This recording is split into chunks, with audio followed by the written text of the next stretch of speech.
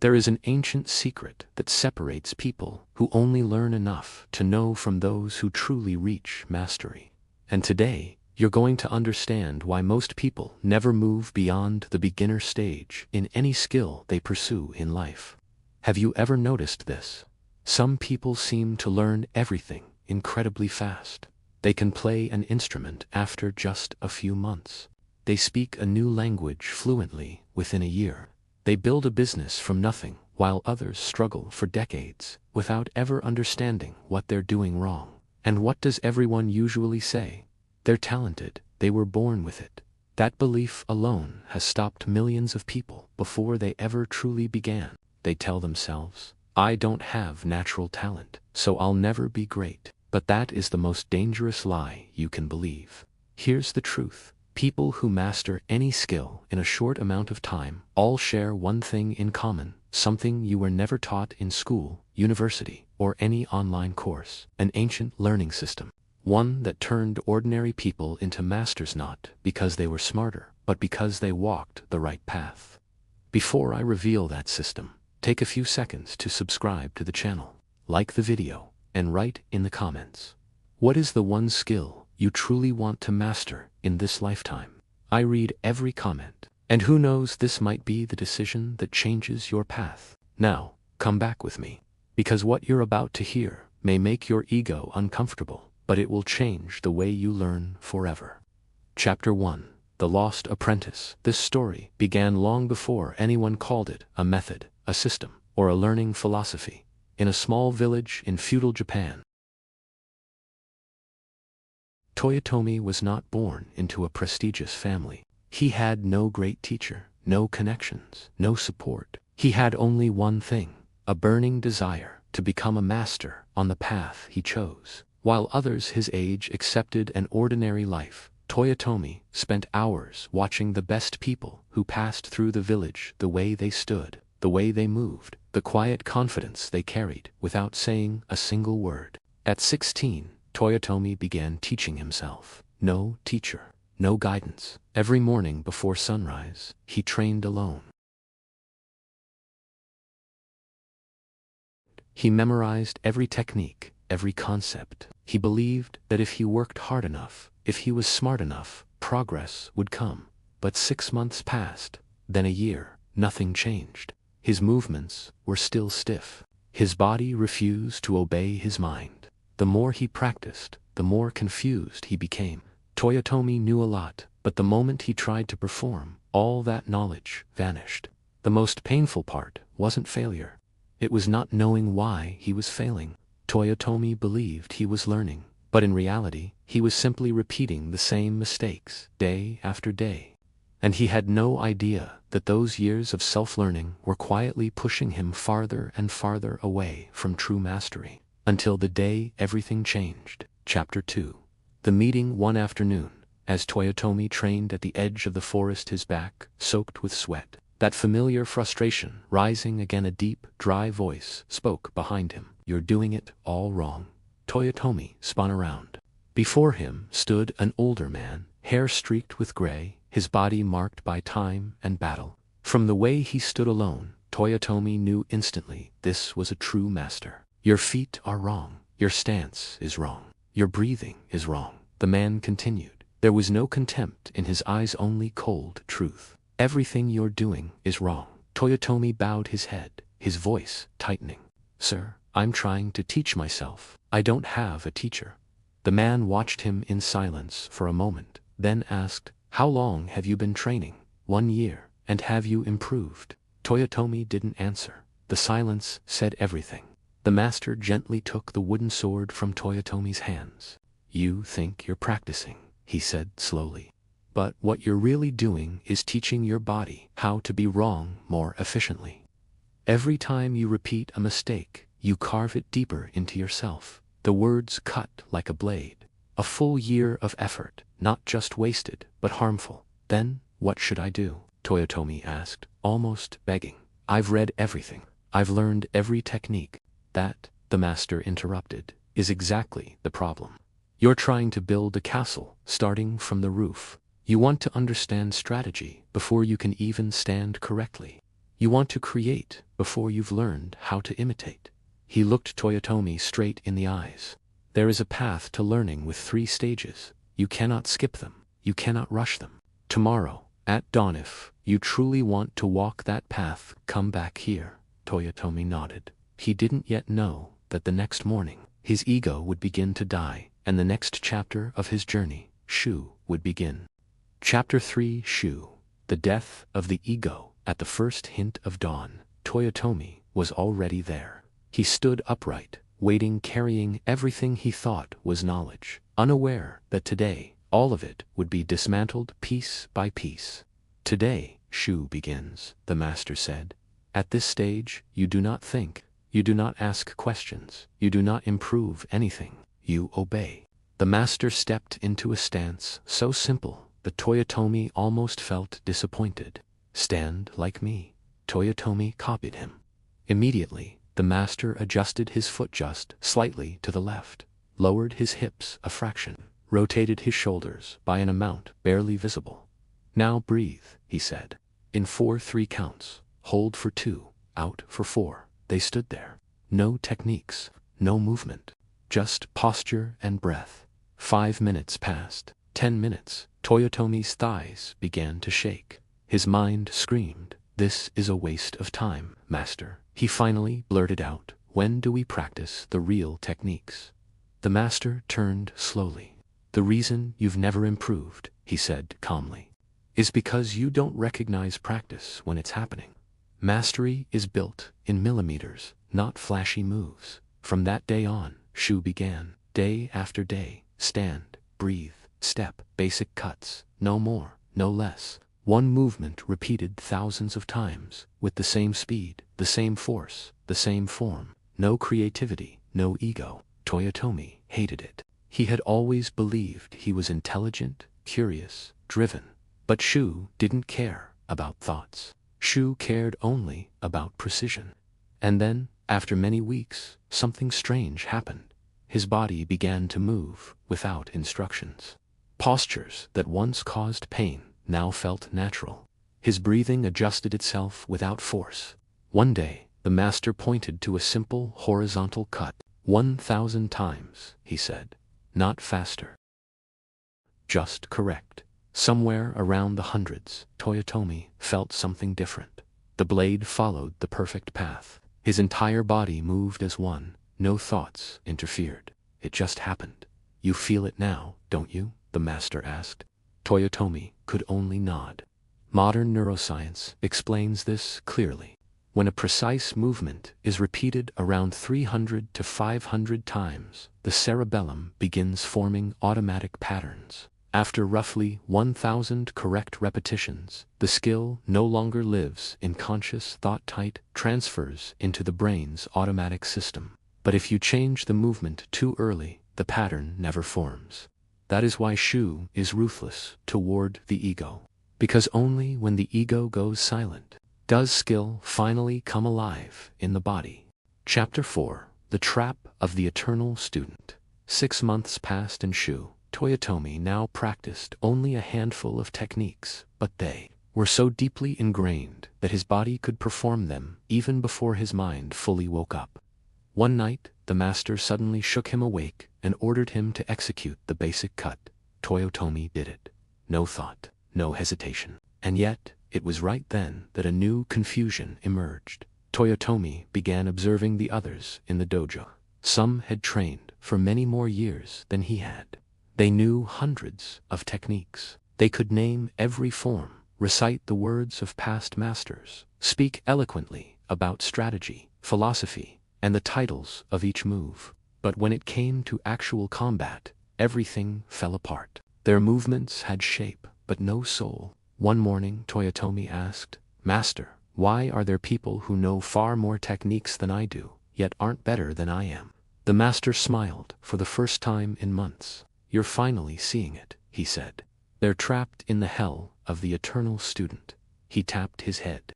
"They collect techniques the way others collect objects. They learn something new before the old has time to become part of the body. They confuse knowledge with mastery." The master picked up a branch and drew on the ground. Knowledge is only a map. Mastery is having walked the road so many times that you no longer need the map. Then he looked straight at Toyotomi. Shu gave you the foundation. You obeyed. You repeated until the skill lived inside you. And now, he paused. Now you are ready to break it. Chapter 5. Ha! Breaking the circle. Break it, Toyotomi repeated, frowning. Break what, master? The master used the tip of his sword to draw a circle in the dirt. This is Shu, he said. The structure I gave you. Inside this circle, you are stable, precise, without deviation. But if you stay here forever, you will never become yourself. You will only be a perfect shadow of me. He studied Toyotomi for a long moment. Ha is not rebellion. Many people break rules because they read too lazy to obey them, not because they mastered them. That is breaking the wrong way. Ha begins only when Shu is complete. That day, the master brought a stranger into the dojo. A warrior from a different school, a completely opposite style, higher stance, faster, explosive movement, relentless offense, no waiting. From today on, the master said, you train with me in the morning.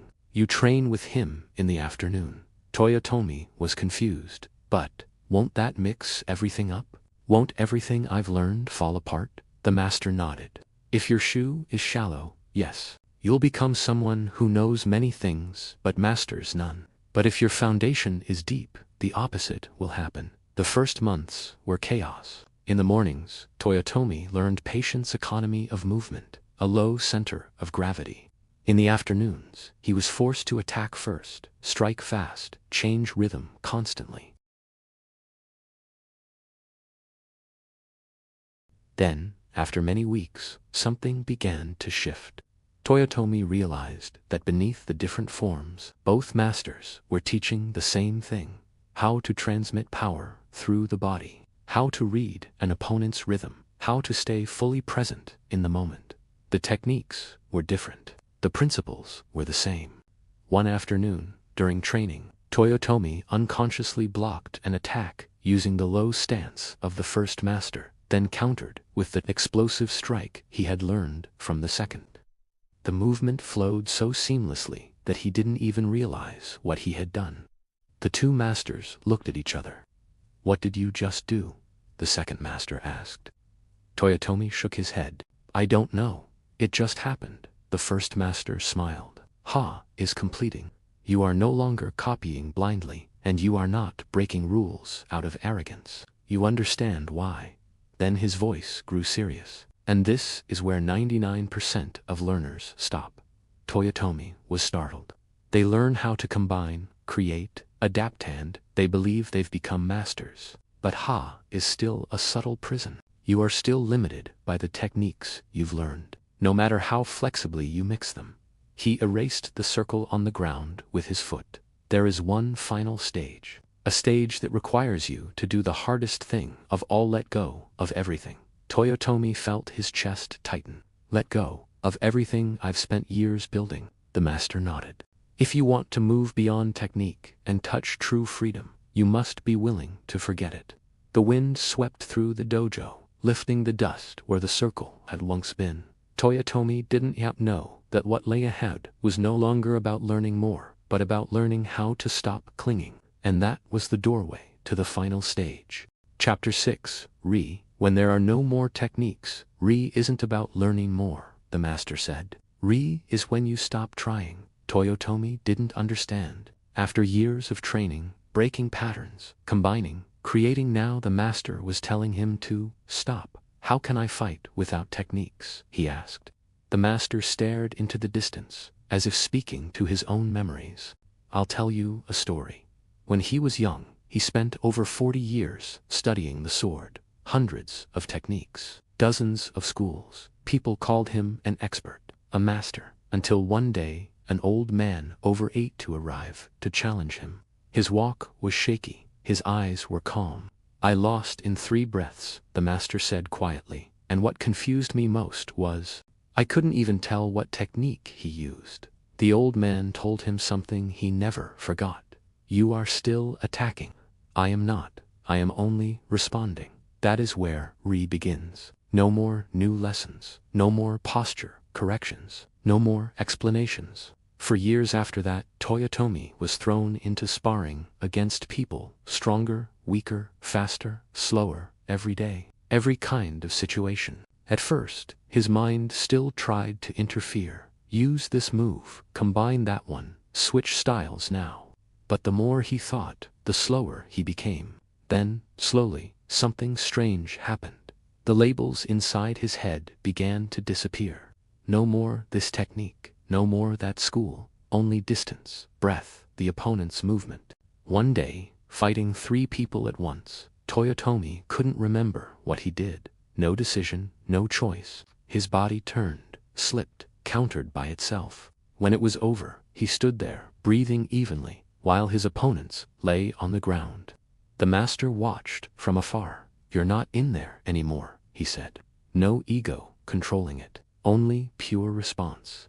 Modern science has a very specific name for this.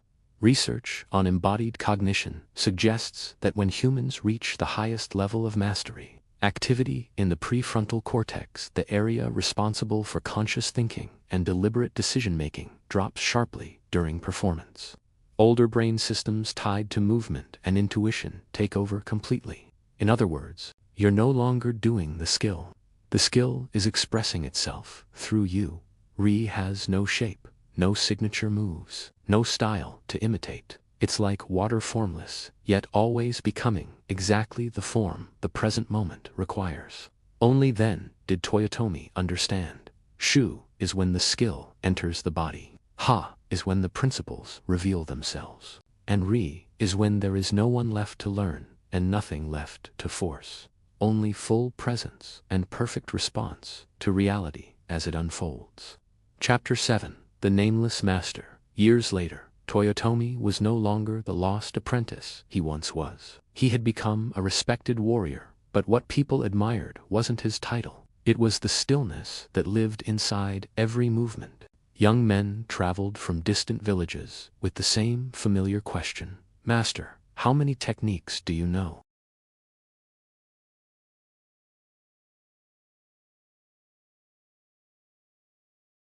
A clear promise of what they would learn. But Toyotomi knew, if they still needed to count, they still didn't understand. One day, a young student, confident, even arrogant, spoke up. "My old master knows more than 500 techniques. How can you be better than him if you say you don't know any?" Toyotomi didn't argue. He simply picked up a wooden sword. "Attacked me with any technique you know."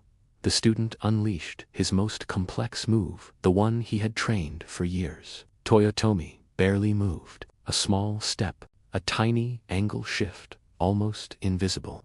And when it ended, the student was on the ground, weapon knocked away, staring in disbelief, not even sure what had happened.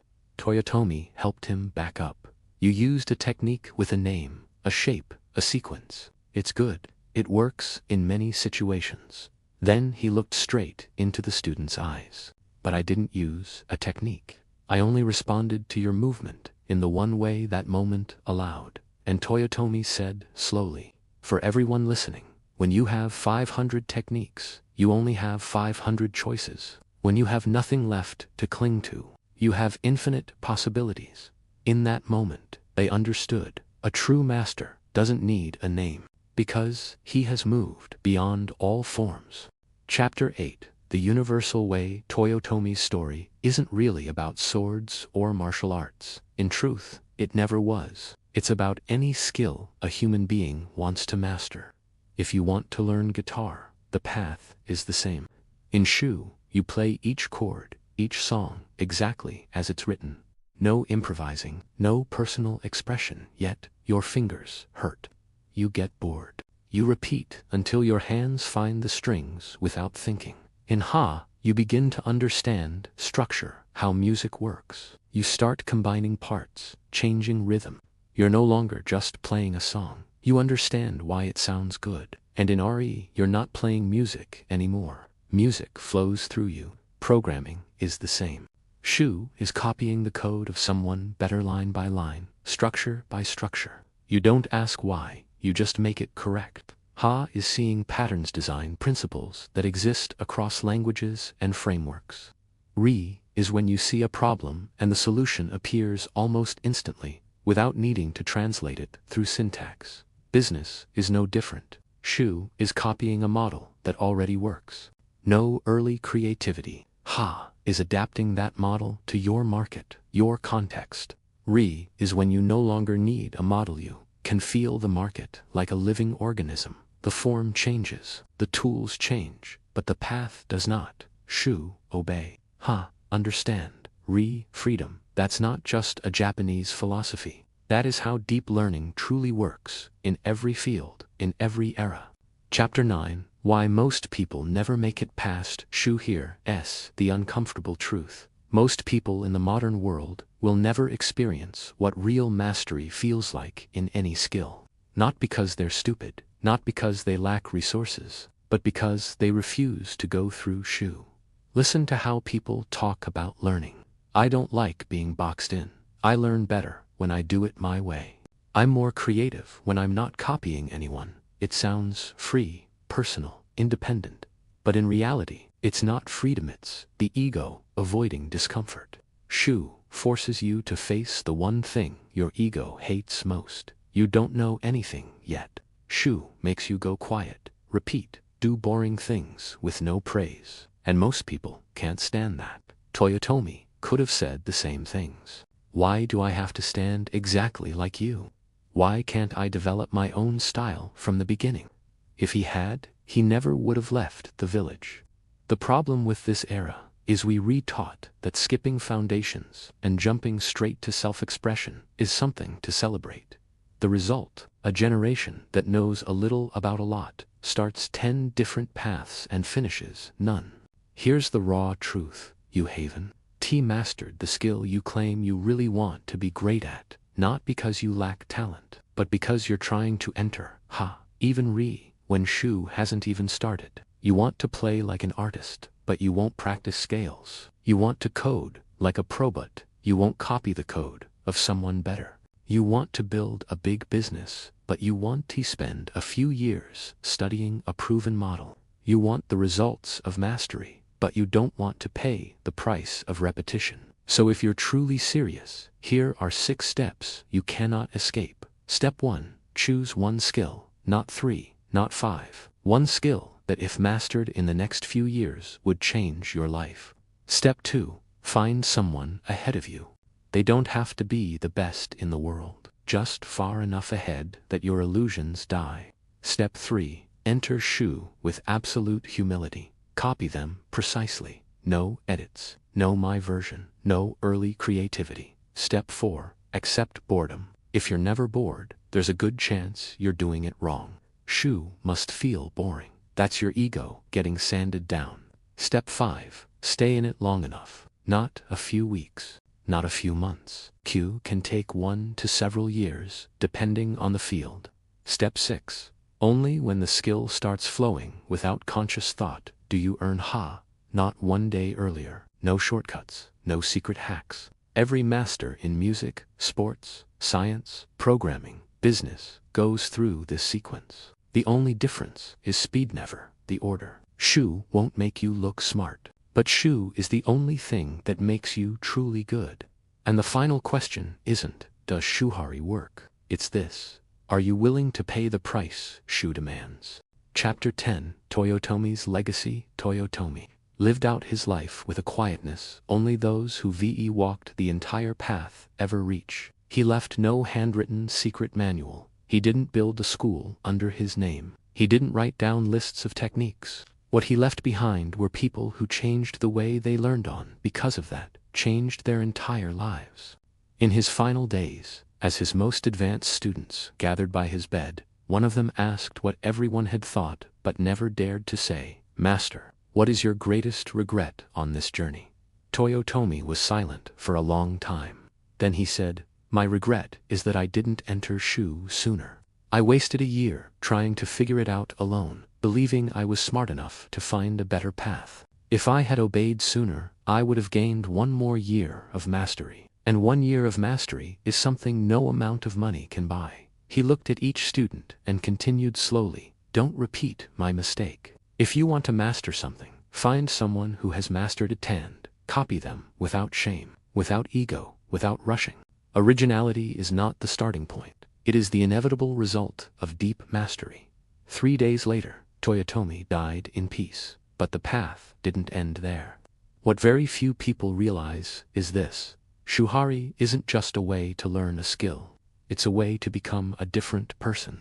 The version of you that is impatient, jumping from thing to thing, always chasing quick tricks, that person will never touch mastery.